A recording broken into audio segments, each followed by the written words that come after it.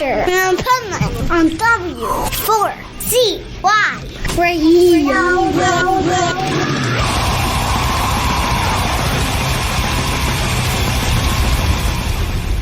Wake up, America! It's time for the Adventures of Pipeman on W4CY.com, West Palm Beach's #1 internet radio station.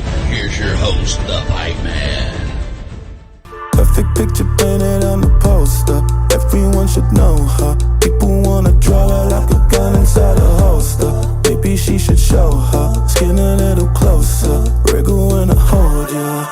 This is the Pipeman here on the Adventures of Pipeman W4CY Radio, and I am very excited about our next guest because, man, just released a killer single yesterday, and I love the whole story about it and what he's about. So let's welcome to the show, Kid Bookie. How are you? I'm wonderful, my friend, Mr. Pipeman. How are you? I'm doing great, doing great. I gotta say right off the bat, too, I was laughing because I saw an interview that Rose and you did where you were talking about McDonald's. And I thought that was cool. So McDonald's and recording. So how did this all happen? How did this all start? Tell us the story. I guess it's weird. I'm a big collaborator, and I'm known for sometimes pulling out things out the bag that I guess not many would do, but if they had the position, I always think they should have done it, Yeah. So I guess, I'm making a project. I've got loads of friends on this project, and I guess I'm blessed and fortunate enough to have those types of friends. But I thought I had this idea for a record that I wanted to name genuinely just Rose McGowan. And I didn't know Rose at the time. Like, I was like, I have this song, I'm putting the name Rose McGowan, because, it wasn't just about people making a person's name of the song for any reason or, for buzzwords. We've got so many people that just put a woman's name of a song just to make that shit pop. But I was like, oh God, my bad. I was like, that's our other guy. Stop it. So I was like, sorry. That's all right. That I don't know if it's a he or she, but wants to be on the show is the problem. Yeah, clearly does. But ultimately, it was just getting I just wanted to make a song with someone who's like a monolith in this culture and align myself with them on the record if I could. And the alchemy brought it to fruition. So what can you do about the universe and putting out sentiments that come right back to you? I know, man. It's so badass. And what a great song. And see, the song also brings me back to, like decades ago of how music was longer and you kind of went on a journey. And it's like you didn't even know what to expect. Like you take the old school metal, you really didn't know what to expect. You took a song like Battery by Metallica, and if you listen to it for only 10 seconds, you missed the shocker that came later, and I felt that same way about this song. I'm listening to it, and then all of a sudden it turns into this like brutal screaming that was so badass. And I just love combining like the melody with the brutal metal and just bending all the genres to make something unique. I think if you're not, to many, this might be their first introduction to me, especially if they are more, just fans of Rose McGowan away from music. And but this is a thesis I play with in all of my stuff. This is like pure identity. This is not, it's not hard, and it's like it's natural because I'm a student of the game. So coming into this game and studying it first and foremost, but also being able to be friends with the people that have taught me a lot of what I've known in this music industry. It's like, how can I not mix them so affluently? They're both literally genome patterns in my coding, man. Like they're like my you split my wrist, notes come out of that shit. You know what I'm saying? So it's like that's what I believe. So it's like I'm the generation that grew up on such an amalgamation of sounds. It's like it's almost you're doing yourself a disservice to not pay homage to what's in you. No doubt. And that's what I love about you. From everything I've seen, you're like just true to yourself. You don't really care what anybody thinks. You're going to be true to your own values, I morals, began to and start caring just a little bit. I'll be real with you. I had to. I went too far into the no fucks given, and I had to come back. I know, right? Sometimes that does happen, but it's still, you're still being real and you're still being you. And I think that's what's so cool about this song, because I think Rose is super cool. And the fact that you guys collaborated for something that I think it's like been 6 years since she's even written any lyrics. Yeah, it is.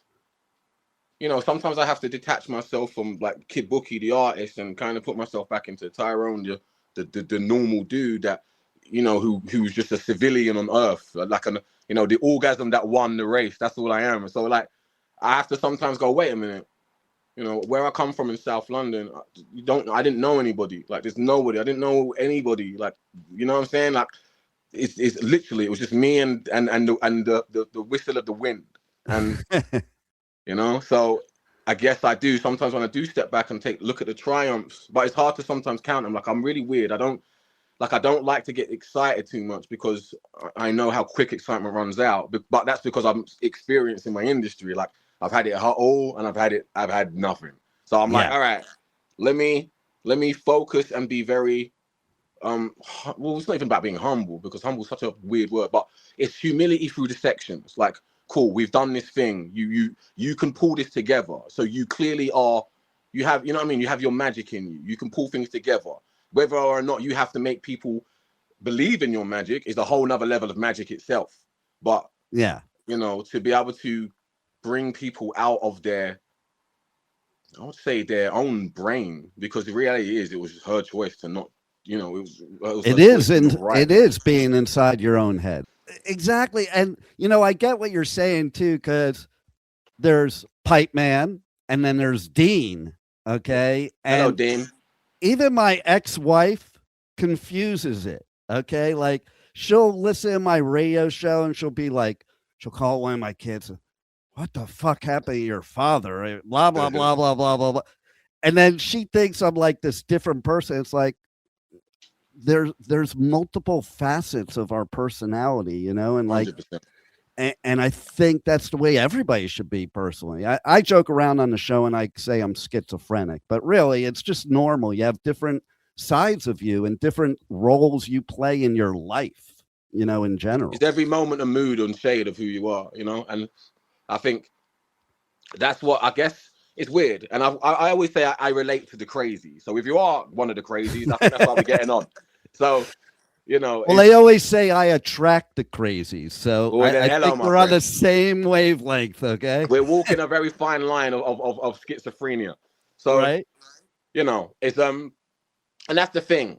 I'm so emboldened in my individuality, not just to serve it as this lawless go fuck yourself mantra, but knowing that a lot of people project so much upon you that you start to rewire your own brain synapses to other people's thinking, where I've had to really fight hard to trust myself more than anyone else, because people make you not trust yourself. And the only person you should trust, you need to learn to trust yourself, because you have to make decisions every day through whether they're choices of desperation, choices of happiness, sadness, whatever. You need to be very centered when you're not even centered. So, learning to be, like I said, operating through all of these places and knowing who I want to be, because I have been every shade of a man I don't want to be. So I like painting from the palette of the colors I choose to be today, I love it.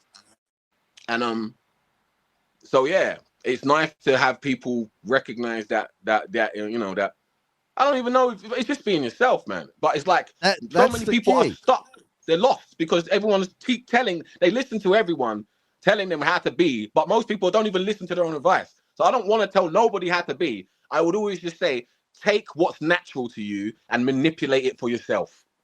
And people can tell when you're being natural or if you're 100. being what other people want you to be, type of thing. And I do want to clarify, because even though you have, you are you and you don't give a fuck, but you do give a fuck. You just give a fuck in the right places. And that's why you have a Yes. song like this, like Rose McGowan, and actually feature Rose McGowan in it, because she's somebody that does give a fuck about a lot of things. And that tells me something about you, because you guys wouldn't be collabing unless you did give a fuck, but you give a fuck about the right things like human beings. Oh, you know what? Like she's her own beast, you know, and I'm my own beast too. And Exactly.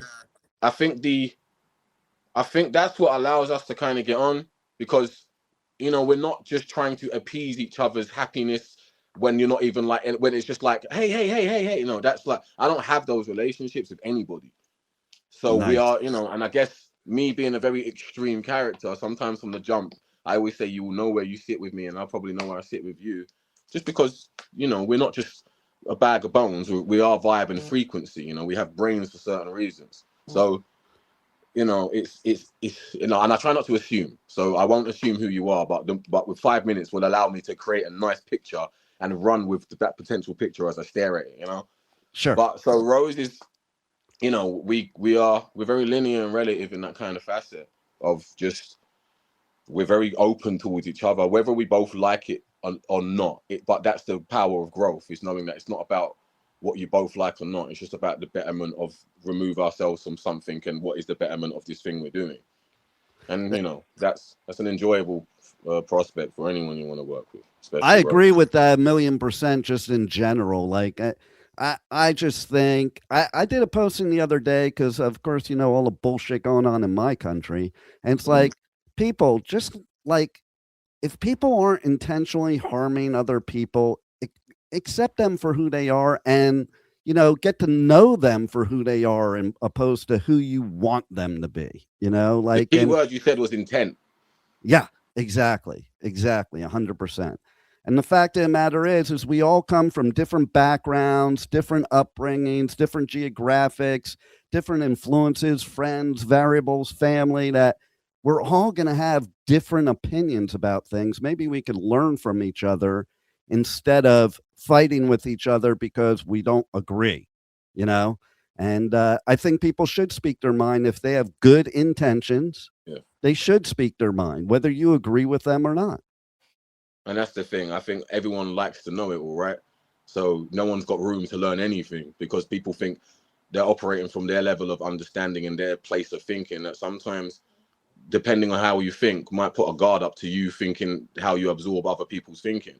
I'm Yeah. very open. Like, the man on the street with nothing can teach me a lot. And not just because he's got nothing, but I don't even know what he's saying or what his thoughts are. But when you get into speaking is just a flow state of consciousness. And the more people become conscious when you speak, the more you start to understand about them, and the more you learn. So I'm always open to learning. Like, I guess people always said to me, like, my biggest problem in this industry is that I'm so, and maybe it is, but I'm so, like, I'm not, like, no matter what the presses say about me, or I'm this thing, I'm just a dude with scars on his body. Like, I'm not out here to be famous. I don't give a fuck about Hollywood. I don't care about the mannerisms I need to keep for someone to take a photo, and I don't give a fuck. I'll put my arsehole out bare on the camera and probably fart whilst doing it, So, don't, and that will make the person who's trying to be the glass frame without the crack fucking fall over and shatter to 1,000 pieces. But sometimes they need that,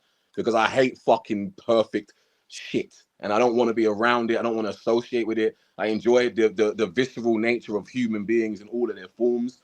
If you're a bit unhinged, then find out where it places best, and just learn your method to your chaos, or method to your madness. I'm a man who's lived in so much chaos that I found peace in it, but now it's more like, I'm not even angry like that anymore. So I'm more like, it's nice to operate from places of thinking and states of being where they are just literally from a neutral place, and I don't add any disdain, malice, or whatever. My intent is, I do my best. I try not to assume. I don't take anything personal, and blah, blah, blah, blah, blah. I might foul tomorrow, but as long as I keep remembering, it allows me to keep reshaping those thoughts that I have to go through and paint from this palette I said I want to be. I love it. It's so true too, because like when we live in chaos, which I have too, it's like you become comfortable with it, And then it isn't until you decide not to live in that chaos that you realize how uncomfortable it was. You think you were comfortable. Yeah. Oh my God. Yes. Yeah. But everyone aids you because sometimes your chaos is what's bringing their pleasure. Because Oh yeah, they don't like want you to change. They don't want. No. I know people in my life when I've made changes that were better for me, they didn't like it because it wasn't better for them. It's unfamiliar. Right? So and we like familiarity and patterns, and humans live in patterns. And when you break a pattern, there's no fault to jump to because they normally jump to the next thought. Where I don't mind scattering my thoughts around and kind of reshaping what ways I need to think because everything needs a different tandem, you know. yeah. So yeah, it's weird. It's not weird at all, actually. It's quite simple, but we are around people that enjoy putting complex scenarios in simple situations when all they require is sometimes yes or no. Exactly. And all this is why you're such a true artist, because to me, the artists that last are the ones that think like you. They're not the ones looking to get rich and famous. They're not the ones looking to become a celebrity. Usually it's the exact opposite. You know, you take somebody like Kurt Cobain, he hated it. And, you know, he would have rather just sit in the hotel room and play his guitar with Courtney, you know, instead of being out there with everybody like, oh my God. And that's the true Believe artist. me, dude, I get vetted every single time people want me to be on something. And I just literally like, you know, the more you've just done this to me, the more you've made my brain oppose everything you've just done. And it's like, I hate it because it's like almost molding a shape of you to be presented to people for a wider taste. But I'm like, you don't know what they want. Yeah. You have no idea what people want. And you can't decide that until they're given it. Because you can hand people two forks that look exactly the same. And one might just have a small point at the top. And it's like, it's just their preference. We don't fucking know. You know what I'm saying? And it's like, so most of the time, I've always been like, oh, Bookie, like, can you? And I'm like, no. Because every time I leave the thing that you told me I shouldn't be doing, you're sitting there going, that was amazing. And I'm like, you're so used to conventional bullshit that when you really get shit that's not bullshit and it's just shit with no sugar on top of it, not shit-coated sugar, it's just a pile of shit. And it's just there for you to look at without having to question and put under the microscope. It's just shit. People don't know what to fucking do because they want to explain this shit. They want to explain the ridges of the edge of that fucking poo, and it's just shit. You know what I mean? Yep. I love it. But I will say, Rose McGowan featuring Rose McGowan is definitely not shit. It's a badass song, and everybody's got to check it out. How do they connect to you on socials, on the web? How do they get the new song? Check out all your other stuff. You've also done a lot of other great collabs and some great songs with Corey Taylor. So let's share with everybody how they can connect to you, and we could make this message even bigger and stronger. You can connect to me by just, I don't know, clicking my handle and having a gander upon the pages of the content I have to put out and the selected little writings I put on Twitter and making a big formation of who I potentially can be. And then you can message me and then I'll respond longer. And then you go, now I've got a little personal thing into it. And then all of a sudden you've got a parasocial relationship. But there we go. That's where you can catch me. Or you can just find me on the streets, lingering, finding out what's going on. There you go. Well, do you have any final words for our listeners that we haven't covered already that you want to let them know that's coming up? And of course, we didn't talk about that, your tour as well. I am not currently got any tours in the pipeline, but when I do, they'll be announced. Nice. So everybody connect on socials to Kid Bookie so you can see when that tour is going to happen, and so you can see all the new music and everything. And thanks a lot for, giving what I call a positive voice to the world when we need it most. And thanks for being on the Adventures of Pipeman. Then you're locked into W4CY Radio with Mr. Pipeman. It's me, Kid Bookie. Go fuck yourselves, but don't do it dangerously.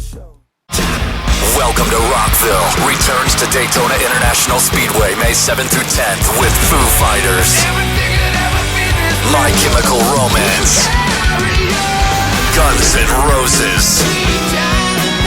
And Bring Me the Horizon. Plus, Turnstile, Five Finger Death Punch, The Offspring, Breaking Benjamin, A Day to Remember, Godsmack, and so many more. Welcome to Rockville, May 7th through 10th. Passes on sale now for as low as $1 down at welcometorockville.com. Sonic Temple Art and Music Festival returns May 14th through 17th with My Chemical Romance, Tool, Bring Me the Horizon, and Shinedown.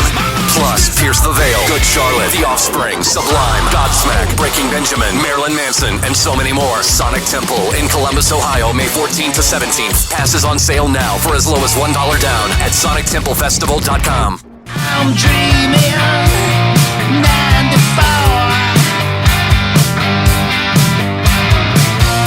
I'm thinking snowflake. I want more, so more. This is the Pipeman here on the Adventures of Pipeman W4CY Radio. I'm super excited about our next guest and actually where he's at, because we were just talking about that before the interview. So let's welcome to the show, Ryan Roxie. How are you? Ta-da. What's happening, Pipeman? Great to be on the show. Oh, man. Great to have you. First, I have to say right off the bat, I love your studio backing there with all those guitars. Let's start there. Tell us about those guitars, because I'm sure each one of those, the way you have them placed, has some special significance to you. The only significance it has is that I actually need every single one of the guitars that sort of put around the room. This one especially, because it's a original Alice Cooper band guitar was the Gibson SG. Both the original OGs, Michael Bruce and Glenn Buxton, played the SG. So there, in fact, I have to learn a lot of those songs and their parts. Makes it easier to do on the SG. There you go. I thought you'd like to talk about the room, because, like, to be honest with you, I can go and pick up that guitar. It's not even a green screen, which for the longest time, I have done a podcast called the In the Trenches podcast, and I always had a studio green screen, and people always thought, oh man, yeah, that's a cool studio. But I actually have a cool studio now. See, that looks cool to me. I'm like, I wish I had that as a green screen. I'll send you a screenshot of just the studio. But no, I'm very lucky to have this and be able to record music. I recorded the last two singles of the guitars and vocals right here in this room, and then it kind of an international affair. The drums recorded in Albuquerque in his home studio, and then we send up all the tracks to Canada to our producer Robbie Miller, and he basically, puts all the love in, puts in all the hard work, making it right. And it becomes an international sort of recording, especially with this newest single that we just have called Fight Another Day. We had a keyboard player from the UK, Keith Weir. He emailed his tracks in to Canada from the UK, and then Bridget West from the New York Loose. She sang some backgrounds on it, and she was somewhere in Europe, and she laid her vocals down. So it truly is an international affair. And first of all, I want to say I love the name of that song alone, because I lived that my whole life. Okay. Yep, Fight Another Day. Always. Yeah. That to me, like, says it all. Like, I don't even have to listen to the song yet and know that is all me. And I'll tell you what tripped me out too. Okay. So I'm wearing today a Grateful Dead shirt, because my live show in a couple hours, I'm going to be dedicating most of it to Bobby Weir. And I was like tripping out when I saw the same name, and I'm like, wow, that's really weird. Keith Weir, yeah, on the keyboards and on the piano. He's great. He was in a band called the London Choir Boys. He's been there for years, and now him and Griff has their own band together. Griff Griffin from the Choir Boys, they've got their own thing together, and it's sounding real good. But the Grateful Dead, if you're doing a whole show, shouldn't you be like Bong Man and not Pipe Man? Yeah, what's so funny about that? So I go on tour and I do festivals all over the US, UK, Europe, and the one question I don't ever ask artists is the question that's asked of me all the time by artists. Like, so I never asked, how'd you get your band name? You know, because I know from a lot of my friends too, that's like the number one hated question that they get. And Really? so Okay. they all go to me, they all go, well, where'd Pipeman come? And they always make these assumptions, and then they literally will write a song in the middle of an interview and like sing this song. And it always either has to do with plumbing or what you just mentioned, bongs. Yeah. So I mean, everyone knows you were a former adult actor, so Pipeman was your sort of your nickname, I guess. And that's there you go. He was your moniker. Oh, send in the Pipeman.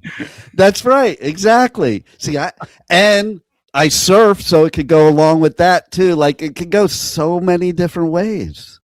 I think that's where it actually came from. Because you're in the pipe, you're in, Or skateboarder. I'm a skateboarder too. But guess what? My last name. Yep, my last name is Piper. That's where it came from. It's as simple as that. And that's what I find if people ask how people got their band names, because usually there's not some big story behind it. It's some simple thing, or like, hey, we were just hanging out, we were stoned, and the name sounded good. Well, yeah, Roxie 77, which is the name of my solo band, that is pretty obvious, is my last name. Roxie 77 made sense. The band before that, that I had a kind of my solo band, but I put a band name to it, was Dad's Porno Mag, DPM, with the great Mike Fasano on the drums and Will Efforts on the bass. But that was Dad's Porno Mag, and that's, again, pretty self-explanatory. The first time you found out about sex, first time you maybe saw another person of the opposite sex with no clothes on, was probably your dad's porno mag, at least from my generation. Now, and that's true. It is true. It is true. And as somebody that used to hang out at the Rainbow with Lemmy and Ron Jeremy, it is true. Talk about a pipe man. There you go. I know. Right? Pipe man. And I want to know too, like, so I heard that Alice Cooper is like one of the greatest to work with, and encourages stuff like you're doing now, doing your own thing, doing your own creativity, having your own projects. So, and I don't think everybody's like that. In fact, I know not everybody's like that. So how cool is he? That being secure in your own ego and in your own legacy for Alice. He really is. He's the best boss I ever had. And trust me, I've worked a lot of fast food restaurants. So I figure he is the best as far as letting you shine, because of that sort of being relaxed in his own legacy and stardom and household name status. When you play a guitar solo, he wants you up in front and center. He doesn't want you sitting in the back, sort of, pulling a Jeff Beck and putting your back to the audience or anything like that. No, he wants you, boom, up in the center, in the spotlight. And I really appreciate that about him, because he's always supported us, everybody that's in the band, with our solo projects. And you know what? If I can just get him to listen to the new single, I think he'll really like it. There you go. Well, let's do that. And it's funny because it's true, because like I'm friends with Nita, and I just thought it was very cool. She went and did something else for a little while, but then she was just welcomed back with open arms when she realized it was time to come back to Alice. Yeah, she did her version of Tal Bachman of what I did. If anyone knows that name, if you know, you know. But I was in a band during the Alice years, between tours and stuff. It was an artist called Tal Bachman, and there was you might not know the name, but obviously there's big pedigree in that. Randy Bachman was the father. It's Bachman Turner Overdrive. It was his kid, his son, and his son wrote a bunch of great songs. Tal did, and I was part of that album and part of this song called She's So High. So next time you're riding in an elevator, or you're at a Pizza Hut and you hear some music, or you're on your Peloton, you'll probably hear that song come up once or twice. But that's my guitars and my guitar solo. But nice. That being said, that did not pan out into the world of getting up into the front of the stage and being able to solo your ass off. So when I realized that that was sort of the writing on the wall, I'm very happy that Alice did ask me back, and we were able to get back on stage together and rock as a unit as we have for the last, what did I get back in the band? I was in it from 96 to 2006, took a small break, moved to Sweden, did some gigs in Sweden, few bands in Sweden, did my own stuff in Sweden as well. But then back in 2012, got asked back, and we've been touring every year since then. So on and off since 1996. And there's definitely chemistry there, because like I've seen you guys quite a few times at the Wimmer festivals, and like there's you just see it on stage. Like you can tell when there's chemistry or if people are just going through the motions. And, like you can also tell that Alice makes it like a family opposed to, this is my band, like a lot of bands will do. Very much so. And I believe that cohesiveness is basically reciprocal with the audience, because the audience becomes the family then as well, because we see so many of the same places. You talk about Grateful Dead and how they travel and they sort of follow the band along caravan. We have our own little Alice Cooper Sick Things caravans that come out in certain sections of the country, and they'll just be with us for like 1 or 2 weeks, and they'll go to all the shows. And we're very thankful for it because of that sort of relationship that we have with the hardcores. And then with every show, hopefully we're still doing it, I will talk to people that will say, you know what, this is my first Alice Cooper show, but I'm coming back. So that's the best thing to hear, is when you've been doing this for as long as we've been doing it, and you still get people that say, this is my first Alice Cooper show, now I'm a fan. I'm like, I love it. Great. What took you so long? But thank you. Right. But that is amazing. And so what was it for you? What was that first moment way back, way back, when you decided playing guitar and being part of music was just a part of you?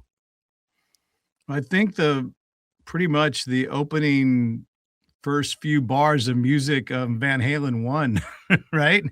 Because when Van Halen, and again, I grew up in the Bay Area, so I was very lucky to be born and raised by that much of a spectrum of music. There was funk, there was disco, there was punk rock, there was metal, there was classic rock. And I grew up in a very cool time, going to concerts in the late 70s. One of my first concerts I ever went to was the Jackson 5 at Oakland Coliseum. Wow. And then my second concert was right across the street at the that was the Oakland Arena, Jackson 5. And then across the street was the Oakland Coliseum. I went to Day on the Green with Journey and Black Sabbath with Ronnie James Dio, the late great Ronnie James Dio, on lead vocals, and Journey headlining the gig. It was, I was very lucky. But then those Guitar Heroes that came out, man, Edward Van Halen, he just kind of made you listen and go, how is that done? Right. And how can I do it? How can I catch in on that?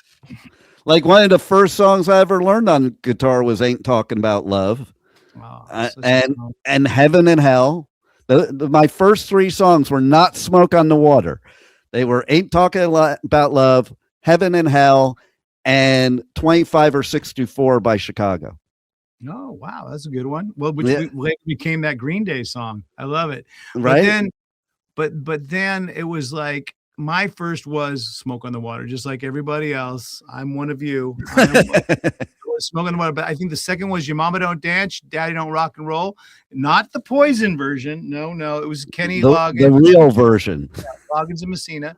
And then I think my third might have been, it's a toss-up between Jumpin' Jack Flash by the Stones, or it was Do You Feel Like We Do by Peter Frampton, who, again, is another one of my guitar heroes that, again, I would stare at that album. And I know that album came out before Van Halen, so I might have to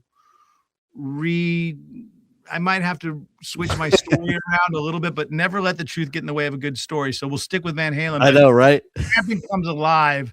Come on, man. That was a game changer as well. So Speaking of Van Halen, I'll just tell you, just because it's funny, my favorite, I think one of my favorite memories, and of thousands and thousands of shows in my lifetime, was 1983, the US Festival in San Bernardino.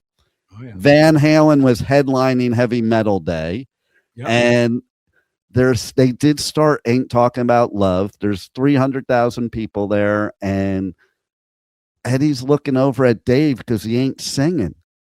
And then Dave just goes into the mic and he goes, I fucking forgot the words. And the whole place roared like that was the best thing that ever happened, except one dude who heckled him. And he turned to that dude and he's like, I will fuck your girlfriend.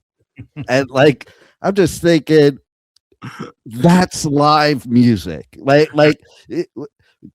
People talk about backing tracks and stuff like that. That was so live music right there, because like, you're a good front man if you can overcome forgetting the words by doing shit like that.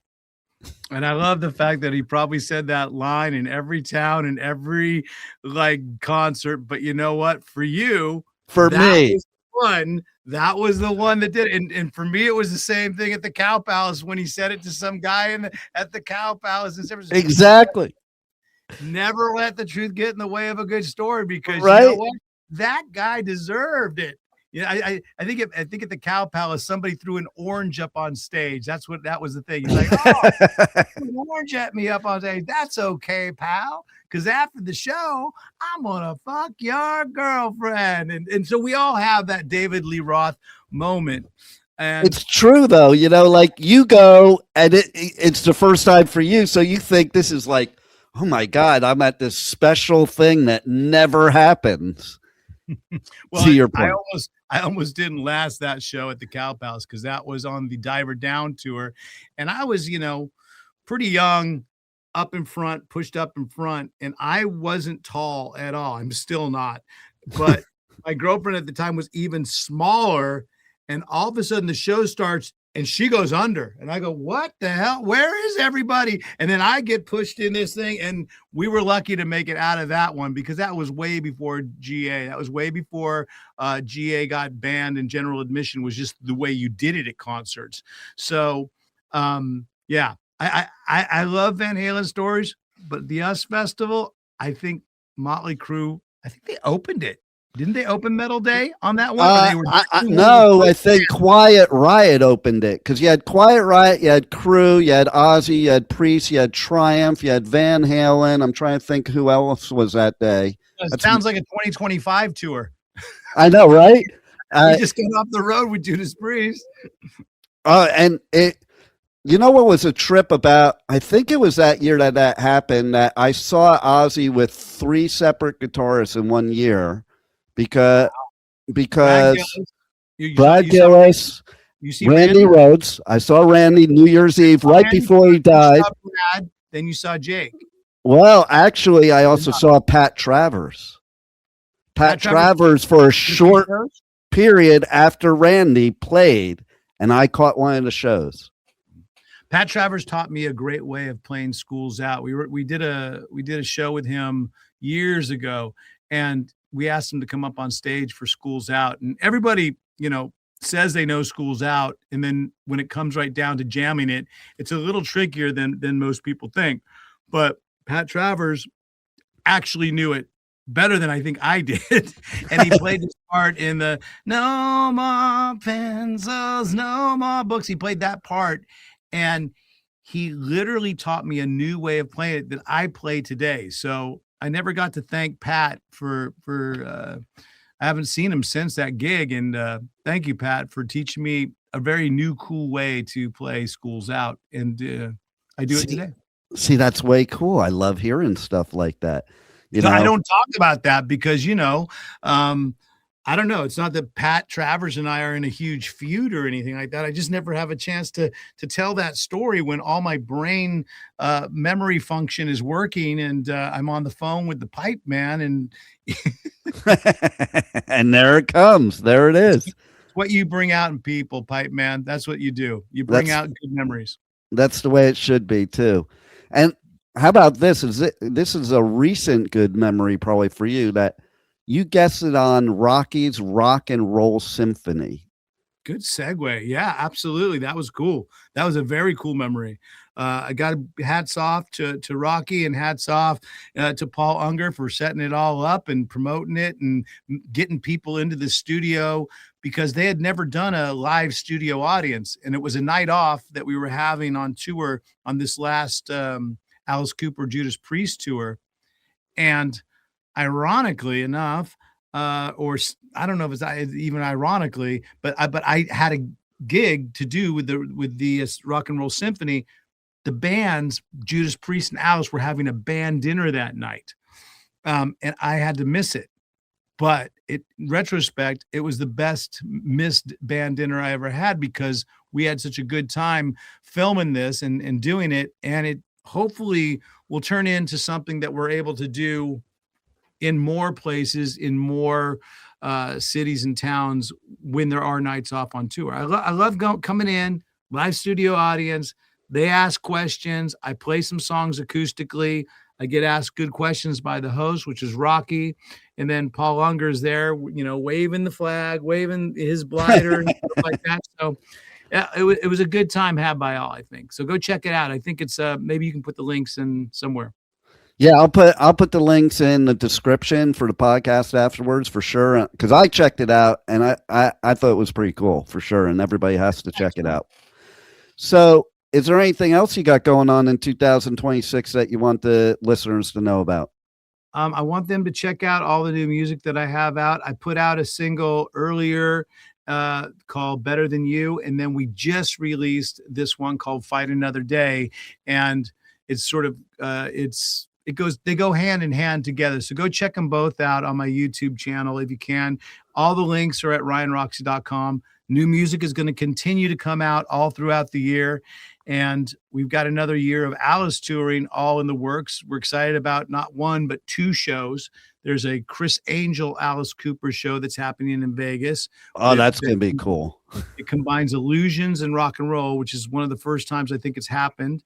And then we have the Alice Cooper, Alice's Attic, brand new set list and set pieces as well. So that's something to go check out. And then, if you want to dive in and become more inner circle, I do this thing every year called Roxie's All Access Pass. And it's basically like having a backstage pass to everything that goes on, before the show, after the show, backstage, post on the bus, getting dressed, the days off. So I kind of give everybody a sort of a glimpse into what life on the road is about. And again, ryanroxie.com, you can go check out All Access Pass. But yeah, look out for new music, and appreciate you taking the time to spend with me and giving me some good memories of my own. And best of luck with everything you're doing, Pipeman. Hey, you rock, and I love what you're doing. I love your new music. Everybody's got to check it out, and they'll have to check out some Alice shows this year too, because man, those are definitely show. You don't even have to like the music to love the show. I happen to love the music, but it's just such a great show. There's so much to love about the music, because Alice has put together some really amazing bands over the years, whether it's original OGs, with Glenn and Michael and Dennis, and that musicality of it, they're just great. And they're the reason why we're still able to tour today, that whole original band. Yeah. Because we get to play those hits and those iconic legacy hits. And then all the songs that Steve Hunter and Dick Wagner were part of, and then all the Kane Roberts era stuff. We touch on all of it throughout the show. There's a lot of, it doesn't matter if you're 70s, 80s, 90s, aughts, or even up until this last album that we did with the band called Road. It doesn't matter. Whatever era you're into Alice, I think you're going to enjoy the show. Absolutely. Well, you are an amazing musician. And thank you very much for everything you've done all these years. And thanks for being on the Adventures of Pipeman. Appreciate you having me, Pipeman. Enjoy the ride, everybody. We'll see you out there somewhere. What's happening, rock and rollers? Ryan Roxie here of the Alice Cooper Band, and you are listening to the Pipeman right here on W4CY Radio. Rock it.